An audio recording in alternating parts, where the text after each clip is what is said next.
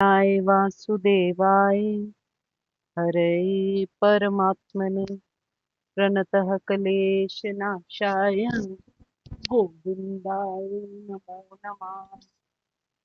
ओम श्री गणेशाय नमः, श्री सीताराम नमः, श्री राधे श्याम नमः, उमापति महादेव की जय, श्री गुरुवे नमः, श्री हनुमते अवराजिए, सब संतन की जय, सब भक्तन की जय। जय जय सीताराम, जय जय राधे श्याम, श्री हरिवंश, श्री हरिवंश। कल श्लोक संख्या नंबर 31 मुझे लगता हमने कर ली थी ना, शायद मुझे याद नहीं। कर लिया था बेटा, कर लिया था ना, हाँ जी ठीक है। 31 में भगवान जी बोलते हैं कि जो लोग राम राम, जो योगी मुझे तथा परमात्मा को अभिन्न जानते हुए हर रूप में परमात्मा की भक्ति में सेवा करता रहता है, वो हर प्रकार से मुझ में स्थित रहता है, भगवान जी कहते हैं। और मेरे साथ ही वो सब कुछ बरत रहा है। मतलब हर रूप में जब भगवान जी को देख रहा है तो उसको कोई फर्क नहीं पड़ता कि सामने वाला कौन है। उसके साथ वो वैसे ही बरतता है जैसे संसार में बरतता है, पर उसको पता है कि वो भगवान जी के साथ बरत रहा है। इस दुनिया में अनेक लोग हैं, अनेक प्रकार के प्राणी हैं। अनेकता में एकता किस चीज को कहा जा सकता है? हर चीज में परमात्मा तत्व को देखना और इसकी प्राप्ति के लिए कैसे ध्यान लगाना। ठीक है, इस एक ही भाव में ध्यान में मन को लगाकर उसे वश में कर कर योगी बना सकते हैं और बुद्धि को नियंत्रण में करना, यही एक उपाय है आत्म साक्षात्कार के लिए। ठीक है, इसीलिए अब हम आगे बढ़ते हैं श्लोक संख्या नंबर 32। हे अर्जुन, जो योगी अपनी भांति संपूर्ण भूतों में सम देखता है और सुख अथवा दुख को भी सब में सम देखता है, वह योगी परम श्रेष्ठ माना गया। भगवान जी कितने श्लोकों से केवल इसी के बारे में बात कर रहे हैं कि कैसे योगी को परमात्मा की तरफ केवल ध्यान रखना चाहिए, दुनिया से हटाकर परमात्मा की तरफ अपने आप को मोड़ देना चाहिए और अपने मन पर लगाम लगानी चाहिए। यहाँ पर फिर वो योगी के बारे में बात कर रहे हैं। योगी ऐसा व्यक्ति जो योग में योगारूढ़ है, जो योगी अपनी भांति संपूर्ण भूतों में सम देखता है और सुख अथवा दुख में भी सब में सम दिखता है, वह योगी परम श्रेष्ठ माना गया। वो पूर्ण योगी है जो अपनी तुलना से समस्त प्राणियों की उनके सुखों तथा दुखों में वास्तविक समानता का दर्शन करता है। अब देखो, हम यहाँ पर भगवान जी बोल रहे हैं कि व्यक्तिगत अनुभव के हिसाब से लोगों की तरफ हमारी फीलिंग्स बदलती रहती हैं। हमारे को कोई अच्छा लगता है तो हम उसकी साइड हो जाते हैं, हमारे को कोई अच्छा नहीं लगता तो हम उसके अगेंस्ट हो जाते हैं। आगे भगवान जी बोल रहे हैं कि व्यक्तिगत अनुभव पर लोगों की तरफ फीलिंग नहीं बदलनी चाहिए। एक्सेप्टेंस हमको हर सिचुएशन में हर व्यक्ति की होनी चाहिए और व्यक्तिगत अनुभव और एक्सपीरियंस के बेस पर, सोसाइटी प्रेशर के बेस पर, पीपल प्लीजिंग की हैबिट से, और जो हम जैसे अपनी फैमिली की प्रोटेक्शन के लिए हम दुख और सुख का आंकलन अक्सर करते रहते हैं। हम उसको वे करते रहते हैं कि ये चीज हमारे फायदे में है, इससे हम कट ऑफ कर लेते हैं, ये हमारे फायदे में नहीं है, इसके साथ हम बना लेते हैं। जबकि उसके दुख का कारण केवल परमात्मा की विस्मृति है और कुछ नहीं। हम सोचते हैं कि हमारे को इसका इफेक्ट नहीं हो रहा, पर हम भगवान जी की माया के साथ कनेक्टेड है, प्रकृति में बसते हैं, इसीलिए गुणों का इफेक्ट तो हमारे पर होता ही है। गुणों का इफेक्ट होकर व्यक्ति अपने दुख को एक्सपीरियंस करता है, पर साधक हमेशा प्रसन्नचित रहता है और अपनी ये आनंद वाली फीलिंग को वो दूसरों के साथ शेयर भी करना चाहता है। जैसे मनुष्य अपने सारे अंगों में अपनी आत्मा को संभाव देखता है, हम अपने हाथ पैर मुंह को अलग थोड़ा करते हैं। हम समझते हैं कि हम इसीलिए चल रहे हैं क्योंकि हमारे में परमात्मा बसते हैं। हम जैसे मनुष्य अपने सारे अंगों में आत्मा को संभाव से देखता है, वैसे ही संपूर्ण चराचर संसार में भी अपने आप को संभाव से देखना, इस बात के बारे में परमात्मा यहाँ पर बात कर रहे हैं। संपूर्ण तत्वों में सम को देखना, ये बोल रहे हैं परमात्मा।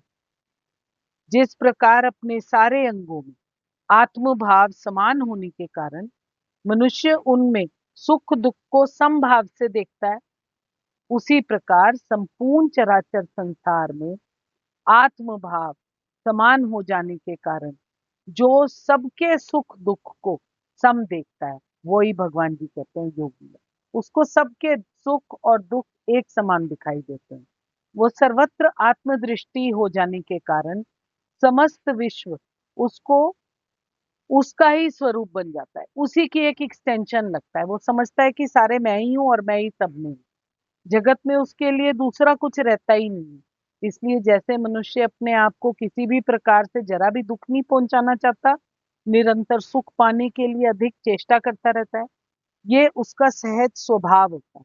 वह योगी भी समस्त विश्व को किसी भी प्रकार से किंचित भी दुख नहीं पहुंचाना चाहता, सदा उसके सुख के लिए सहज स्वभाव की चेष्टा करता रहता है।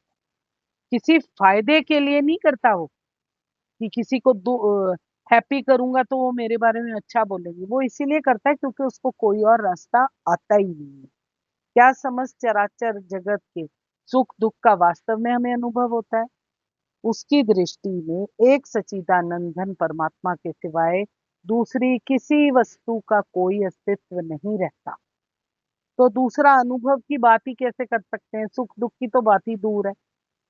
उसका वस्तुतः क्या भाव है और कैसी दृष्टि होती है, उसको परमात्मा से भिन्न किसी भी वस्तु का कभी भी अनुभव नहीं होता।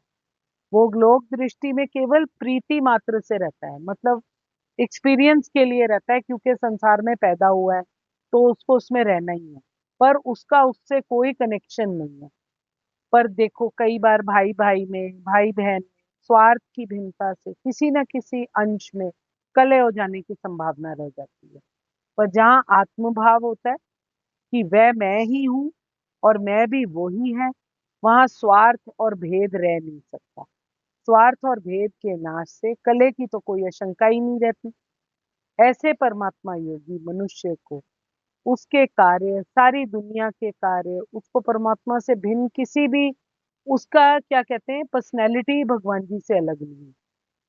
उसको परमात्मा से भिन्न किसी भी वस्तु का कोई भी अनुभव नहीं होता। वो लोक दृष्टि में सारे कार्य करता रहता है और उसके जो कार्य हैं बड़े ही उत्तम और जैसे हम बोलते हैं सुशृंखल होते हैं। जैसे बहुत से छोटे बड़े बच्चे खेलते रहते हैं, कई बार वो छोटी छोटी कभी बॉल के पीछे लड़ रहे होते हैं, टॉयज के पीछे लड़ रहे होते हैं, आपस में बुरी तरह लड़ने लग जाते हैं। वो किस लिए लड़ते हैं, वो अज्ञानवश एक दूसरे से लड़ते हैं और कई बार एक दूसरे को चोट भी पहुंचा देते हैं, दुखी हो जाते हैं। इस झगड़े को तुच्छ समझने पर भी बुद्धिमान पुरुष उनके बीच में आता है और उन्हें अच्छी तरह समझा बुझाकर उस झगड़े को खत्म करने की कोशिश करता है। कौन करता है, बुद्धिमान पुरुष। कौन करता है, जो हर एक चीज में परमात्मा को समभाव से देखता है।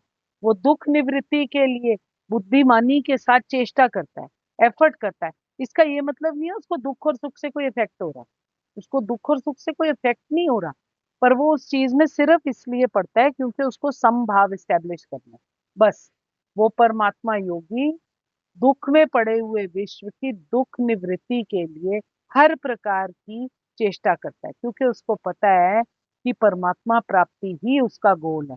वो राग और द्वेष के चक्कर से ऊपर हटकर संपूर्ण प्राणियों में सुहृदता का, इक्वालिटी देखता है और सब कुछ सद्गुण देखता है। उसको कुछ भी नहीं देखता, वो समभाव से। पर वो बोल रहे हैं ऐसे व्यक्ति होते बड़े विरले हैं और बहुत कम होते हैं, भगवान जी खुद अपने मुंह से बोलते हैं। श्लोक संख्या नंबर 33। अर्जुन बोले, हे मधुसूदन, जो ये योग अपने समभाव से कहा है, राम राम, जो ये योग आपने समभाव से कहा है, मन के चंचल होने से मैं इसकी नित्य स्थिति को नहीं देखता हूँ। ये अर्जुन जो इस वक्त कंप्लेन कर रहा है वो हमारी हालत है। अर्जुन क्या बोलता है, हे मधुसूदन, आपने जिस योग पद्धति का संक्षेप में यहाँ वर्णन किया है कि हमको समभाव से हर एक प्राणी में भगवान को देखना चाहिए, वो मेरे लिए, अर्जुन कहता है, अव्यवहारिक सहित हो रहा है। मेरे लिए असहनीय, मैं टॉलरेट नहीं कर पा रहा हूँ, क्योंकि मेरा मन तो बड़ा चंचल है और मेरा मन है बड़ा अस्थिर। वो इस बात में स्थिरता को खोज नहीं पा रहा।